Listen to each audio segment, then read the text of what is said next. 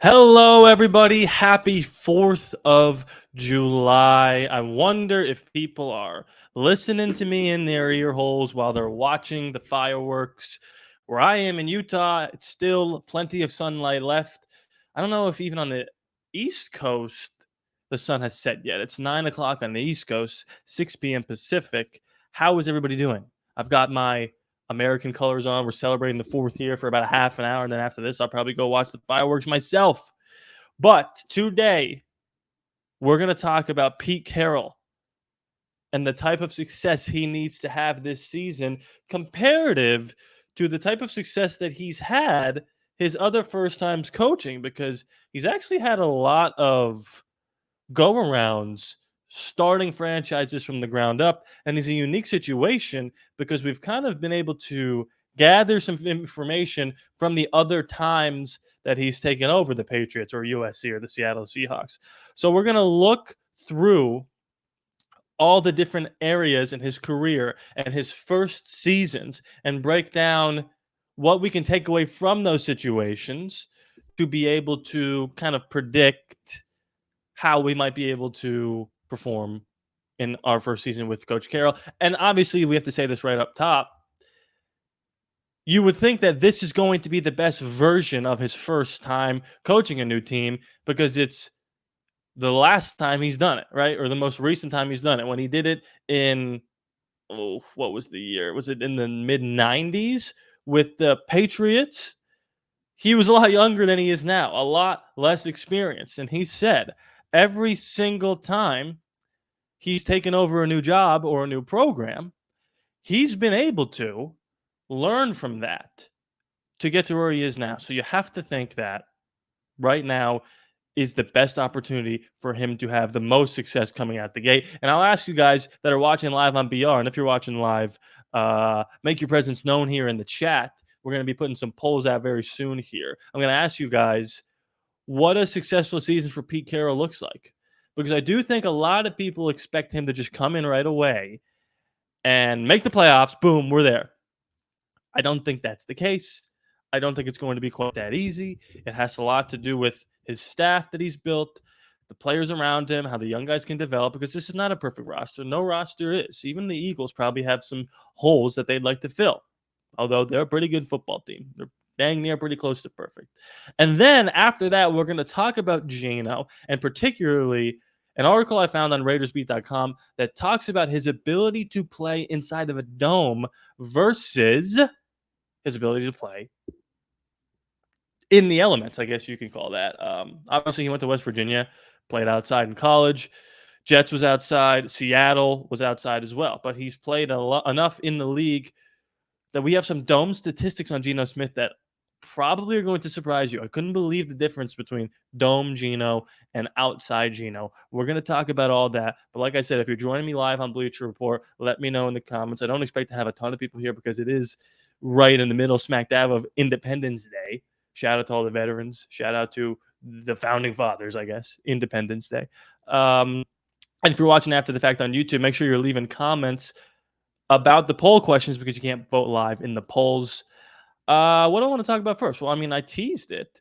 So let's talk about, oh my goodness, wait a second. I don't have the article for Pete Carroll. Okay, hold on. So I'm going to pull it up right here. And then we're also going to talk about Brock Bowers a little bit because Brock Bowers is already ranking pretty high amongst people with film on all the tight ends in the National Football League. So let's discuss this right here, right now. Let's go to Pete Carroll and how he did his first season with every job he's ever had as a head coach.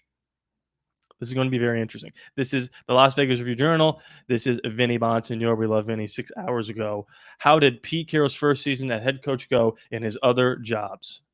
Let me just get rid of this ad here. The Raiders have high hopes under Coach Pete Carroll, who has a distinguished track record of turning around losing programs in short order. Can the Raiders expect similar results in his first season in Las Vegas? So the New York Jets in 1994, they were 6-10. Carroll, 43 at the time, had spent his first 4 seasons as the Jets defensive coordinator when he was promoted after the firing of Bruce Closet. In a sign of things to come during his career, Carroll installed a basketball court at the Jets facility. He emphasized the importance of nutrition and rest and scaled back the length of practices to try to preserve his players. All of these are staples of the modern NFL, but it felt revolutionary at the time. So that's, again, an example, a perfect example of Pete Carroll's mind being ahead of the times for the rest of the people in the National Football League. If you think he's a fossil, you got to think again. This guy is more revolutionary than you might even think. The Jets began the season 2-0 and were 6-5 when they played the Dolphins with a chance to take over first place in AFC East, but they lost 28-24 after blowing a 24-6 lead. The first of 5 straight defeats to end the season. Shockingly, Carroll was fired after the season. Wow, he didn't even get a chance. New England, that's 3 years later. They went 10-6 his first season. Okay, Pete Carroll. The Patriots are coming off a Super Bowl appearance when Carroll took over for Bill Parcells, who left New England over a dispute with ownership regarding personnel control. Wow, that's interesting. After being fired by the Jets, Carroll spent 2 seasons as the defensive coordinator for the 49ers. He interviewed with the Lions, Rams, and Patriots during the 1997 hiring cycle. The fallible Carroll was the polar opposite of the stern, hard-driving Parcells. That did not land well with the veteran players on the Patriots, many of whom adored Parcells. That's a tough spot to be in if you're Pete Carroll. Nevertheless, the Patriots looked dominant by winning their first 4 games, outscoring opponents 130-40. But their Week 5 bye broke up the momentum and set the stage for a 1-4 stumble. So this is interesting because we've seen so far that Pete Carroll, anytime he's taken over a new team, has been able to start out fast and furious, but then kind of fall off the wagon at the end. Carroll and the Patriots ended up winning 5 of their final 7 games to win the AFC East. They did it behind the offense and defense that both ranked in the top 10 in the NFL. Young quarterback Drew Bledsoe and running back Curtis Martin. In the first round of the playoffs, they beat the Dolphins 17-3, but the Steelers ended the Patriots season in a 7-6 victory. I think we could skip the USC of it all and go right to the Seattle Seahawks in 2010. So, wow. I mean, they didn't talk about when he was fired from the Patriots, but here we go. He sat out the 2000 season getting fired by the Patriots in 1999. So he got fired 2 years after this season, and then for another 11 years doesn't coach in the NFL until 2010. The Seattle Seahawks were coming off a 5-11 season when owner Paul Allen offered Carroll full power to run the football department. Carroll immediately went to work hiring Packers personnel man John Schneider as general manager. He also retained talented young defensive assistant Gus Bradley and Dan Quinn, who both played huge roles in the development of the Seahawks' dominant Legion of Boom defense. Carroll's first draft was one for the ages as he plucked offensive tackle Russell Okung, safety Earl Thomas, wide receiver Golden Tate, and defensive back Cam Chancellor. Jesus. Of the more than 200 transactions Carroll made in his first season, the headliner was trading for Bills running back Marshawn Lynch. The season improved by just 2 games in 2010, but the 7 wins were enough to win the NFC West. That's crazy. That meant a home playoff game against Drew Brees and the Saints. The Seahawks pulled the upset 41-26. The rest is history. They lost to the Bears 35-24 in the second round, but the foundation had been set.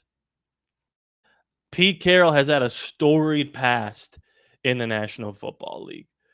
But what's interesting, now he didn't start out particularly fast that Seattle season, although let's check. Seattle Seahawks, because Vinny didn't talk about that. 2010 schedule. Let's see. So let's see what they started out here. And if there's a pattern here of Pete Carroll starting out really fast, then that should be interesting. So they won. Through the first 5 games, they were 3-2. They were 3-3. We beat them that year 33-3. Wow. Yeah, so they didn't start out particularly fast. They ended kind of middling as well. So that was a different season. But the season he took over for the Patriots and the season he took over for the Jets, they came out the doors swinging.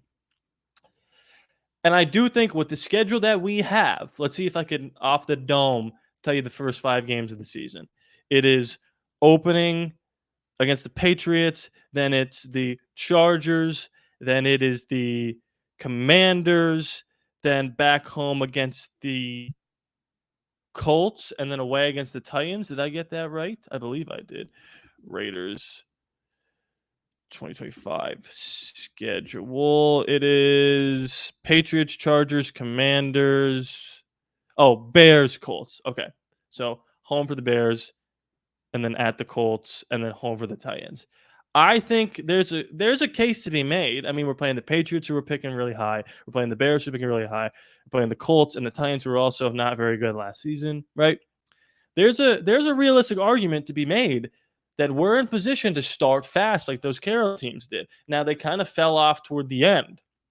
The Seattle team was a little bit different. That was just like a weird once in a lifetime team that was able to beat the Drew Brees Patriots or the Drew Brees led Saints. I'm thinking of the Drew Bledsoe. I do think Pete Carroll's mind, his ability to coach through adversity, has only gotten better the more he's been able to coach in the National Football League. What's the best way to get better? To practice. Physical reps, mental reps, repetition. You do it again and again and again. And these situations that get thrown at you are less and less surprising. So as I lay out all the groundwork, I want to ask the poll question here. What's a successful first season for Pete Carroll? Now, I'm on record predicting early, and then I'm going to make another prediction video probably right before the season starts. But I'm on record as saying I think this Raiders team is going to go 9-8. I think we go 3-3 in the AFC West. I think we go 3-1 against the AFC South. We go 1-3 against the NFC East, and the Bears, the Bears, the Browns, and the Patriots. We go 2-1 in those games, which adds up to 9 wins. If we go 3-0, then maybe 10 wins to make the playoffs. I don't know. Maybe 9 wins gets you in. I don't think 9 wins got you in this past season. Let's see. AFC Conference standings. I don't believe 9 wins got you in, although maybe it did. Maybe the Broncos. So let's see. Who made the playoffs? The The Broncos got in with 10 wins. They were the last team to get in. They had 10 wins. So 9 wins didn't get you in last year. And 9 wins is obviously not going to win the AFC West unless it's just an absolute war of attrition, fight for every win in the division. But of what I just laid out there, 3-3 in the AFC West, 3-1 against the AFC East, 1-3 against the NFC East, and then 2-1 against the Patriots, the Browns, and the Bears, that's 9 wins.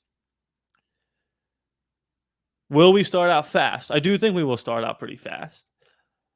Can we upset a few teams on the roster that I'm not giving us wins for, like the Eagles? Doesn't seem likely. The Commanders doesn't seem likely. Maybe we steal an extra one from the Chargers. Maybe we go 2-0 against the Chargers and a 4-2 in the division. I don't think that's likely. I think it's more likely that we're 2-4 in the division than we are 4-2. But what I will say about the division, and I've made this point before, but I feel like it's important with this argument about what a successful season looks like. I think you guys are in lockstep with me that it's 7 to 9 wins. Every division game that's ever played is hard. You can rank the hierarchy of the talent of the AFC West versus the AFC North, right? The AFC West is probably one of the tougher divisions in the National Football League. But when you play interdivision games, it doesn't matter what your skill level is most of the time. You're going to compete. We played the Chiefs twice last year. We lost by 7 and we lost by 2. We played the Broncos twice. We were up 17-3, and Gardner Minshew threw a pick 6 at like the 2-yard line when Brock Bowers was doing jumping jacks in the end zone, and he was wide open. In the other game that we played, where Gardner got hurt at the end of the game against Denver, it was a one-possession game in the fourth quarter. Like, these division games are just hard. Doesn't matter if your division's hard or easy. So it's completely conceivable that we go 3-3 in these games. And then it sets the stage. Can you beat the teams that you're supposed to beat? Can you find a way to steal a few games? But looking competitive is important too. I wouldn't love to win 9 games if in 6 of those 8 losses we lost by 10 or more points. But then there's the Josh McDaniels season where we went 6-11, and 9 of those 11 wins by 1 point or 1 possession. Or 9 of those 11 losses were 1 possession. So, look, only time will tell. But I do think it's interesting that Pete Carroll, in every instance that he took the reins of a new program, has started out fast. And in the one year that he didn't start out particularly fast, they won a playoff game. And they were competitive in the next playoff game after that, which not a lot of people talk about. That's pretty impressive to only lose by, 9 to the Bears the next round. That is pretty impressive.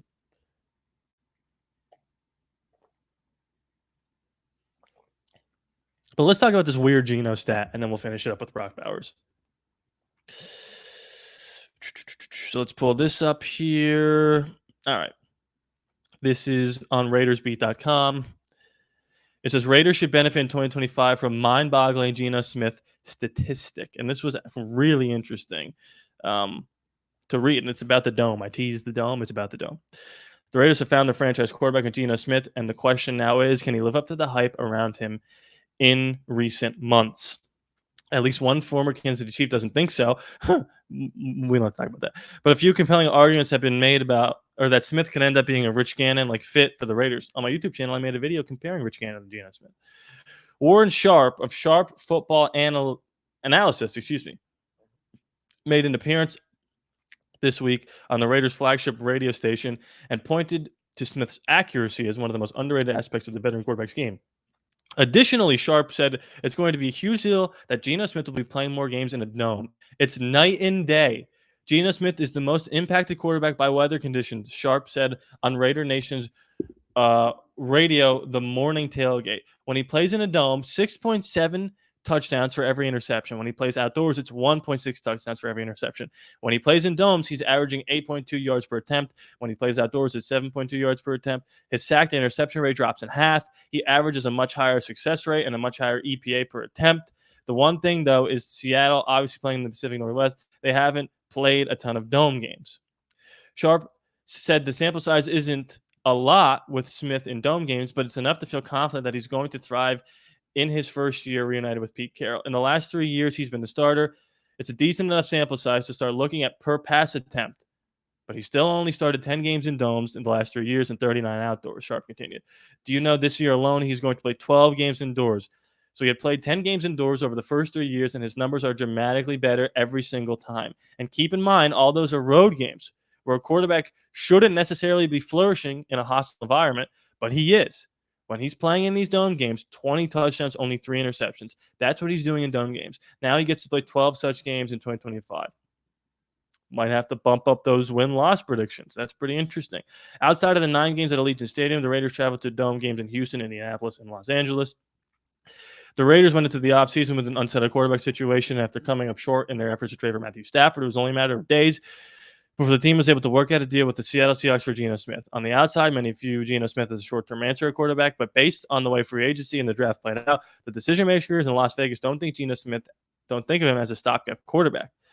Carroll has an extensive history with Smith from their time together in Seattle, and it seems like Smith might have been the quarterback Carroll wanted from the start. I was trying to get that done from the moment this thing happened. I was hoping we could do something to get Geno Smith, Carroll said on Brock and Salk in May. Geno was a backup all those years, so there are a lot of times where we had to do stuff together to keep him going, and he was keeping me going, but I was keeping him going. What he demonstrated to me was this remarkable connection in spirit to be ready knowing that the very next play he made, he may be in the game. He never forgot that. His resolve about that I thought was so exceptional that when he got his turn, I was thrilled for him.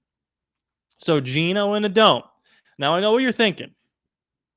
Sounds a lot like Derek Carr. Look, Derek Carr clearly was better inside than outside, was better in warm weather than cold weather. What I will say, though, is that Geno has an extensive history of playing in adverse weather conditions. Now, the stats will tell you clearly he's better in the dome. So if we make the playoffs, win 10 games, and we travel to Cincinnati to play the Bengals, and it's 30 degrees, that does not particularly bode well for Dome Geno Smith. The difference is, and we saw this with Derek Carr when we played in the one playoff game against the Bengals, there is a heavy reliance on the run game. And with Ashton Genty and Raheem Mostert and the short area quickness of a Jacoby Myers, right? And the talented 1-2 punch of Brock Bowers and Michael Mayer, you're going to try to win those playoff games where Geno doesn't play particularly well outdoors by running the football and keeping whoever you're traveling to, Lamar Jackson, Joe Burrow, Patrick Mahomes, right? Josh Allen, off of the field. Now, maybe you get lucky and you travel to Houston, right? If you're not hosting a playoff game, if you don't win the division. Then you could unleash Geno for a little bit there. And then the next week, you got to worry about, whatever. traveling to Buffalo in 0-degree weather and it's snowing. But again, that's why you go all in on Ashton Genty. I'm sure they have every and any, sure, analytics guy that works for the Raiders crunching the numbers, and they know for dang sure the difference that Geno Smith looks like inside versus outside.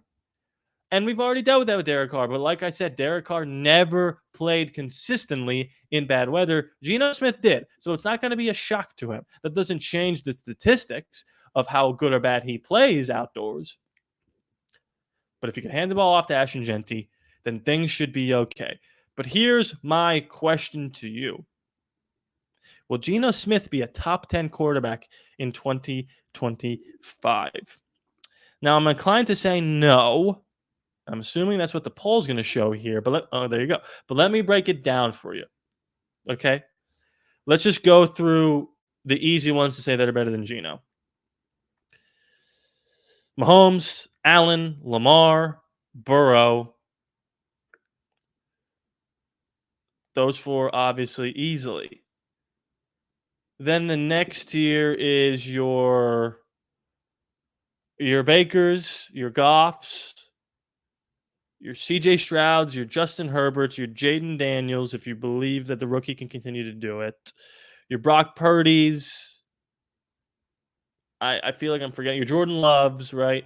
I'm trying to think through the divisions.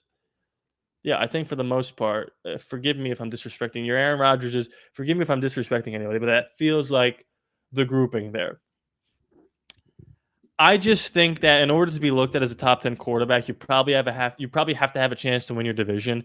And I don't think going into week 18 against the Chiefs, it's going to be for the division. I don't think it's going to be the 11-win Chiefs and the 10-win Raiders, right? Although, if that is the case, then Geno Smith, there's a world where he gets MVP votes. If he can win the AFC West, then absolutely he's a top 10 quarterback. And maybe the poll question that people should be voting for is depends on the weapons, right? Depends on the weapons. But as of right now, I would say probably not going to be a top 10 quarterback, but only time will tell. The dome thing really is interesting, though. And I'm happy that we're playing 12 games in a dome. Maybe we win 8 dome games. That would be nice. I want to go back and see how many dome wins I'm predicting. Last thing I want to talk about here, Brock Bowers. Let's just wrap this up with old Brock Bowers. Speaking of top 10, speaking of top 1, Raiders tight end Brock Bowers again ranks as the best. This is Ezekiel. We read an article for him yesterday. We'll do it again. Sports Illustrated. Las Vegas Raiders appear to have a generational tight end on their roster. Las Vegas Raiders made one of the better decisions in franchise history when they drafted tight end Brock Bowers last offseason, and everybody hated it at the time. And I was like pounding the drum for months. Guys, what if we can't get a quarterback and Brock Bowers is just sitting there? And people were like, well, we have Michael Mayer. We've got Michael Mayer. Run the tape. Go back to a lot of other Raider YouTubers. We've got Michael Mayer. Why do we need Brock Bowers? Give me a break. And I like Mike. Drafting Bowers may be a decision that will positively impact the Raiders for the next decade as he enters his second season. He's arguably already the best tight end in the National Football League. It might not be arguable after this upcoming season. Cody Benjamin of CBS listed the best player in the league for every number 0 to 99. The Raiders had multiple players make the list, including second-year tight end Brock Bowers. Benjamin believes that Bowers is the best player in the league wearing 89. Mostly associated with 89, Ravens tight end Mark Andrews, not long ago. Now 89 belongs squarely to Bowers, who broke the rookie record with 112 catches in his effortlessly elite Las Vegas Raiders debut. Following OTAs, Max Crosby shared his thoughts on Bowers and how he's developed over the offseason. Brock, he came into the league. He made his claim very loud and clear. He's an unbelievable player. He can do everything on the field. He's dynamic, a super humble kid. He's got more time to grow. He's got a lot of room to do it. You can do it 1 year, but it's what are you going to do the next year? And he's that type of person, Crosby said. Brock is never somebody you have to worry about if he's going to show up or not, or if he's going to work hard. He's just a humble football guy to his core. So more young guys have like that on the team, the better chance you have of winning. So yeah, I got nothing but good to say about Brock and him getting a degree as well. It's a really cool accomplishment and something I plan on doing here too soon. Las Vegas hopes Bowers solidifies his position as the league's best tight end this upcoming season, as he will play a significant part in their success. I think he's the best tight end in the game. I mean, who else would it be? Sam Laporta, George Kittle? I don't know. They didn't have these kind of rookie numbers And he did it with some really not good quarterback play. Aiden was probably the best quarterback. And of course, Aiden was the quarterback that was under center when he broke Mike Ditka's record. So that makes a lot of sense because Aiden is the one who actually throw the ball 10 yards down the field, unlike Desmond Ritter or Gardner Minshew. But look, I think that's it for me. We talked about Pete Carroll. I expect him to come out swinging. We talked about Geno. Is he a top 10 quarterback? He is when he's playing in a dome, a la Derek Carr. And we talked a little bit about Brock Bowers. Look, I will be back here tomorrow, 6 p.m. Pacific, 9 p.m. Eastern, Thursday and Friday for Raiders Daily. I hand it off to my partner in crime, Mo and Monday, Tuesday, and Wednesday. Again, thank you for joining me live here and voting in some polls. If you're watching after the fact on YouTube, happy 4th of July to everybody watching. Hit that like button, comment away, and please be sure to subscribe. It is free after no charge to you. I love you guys. I'll see you next time.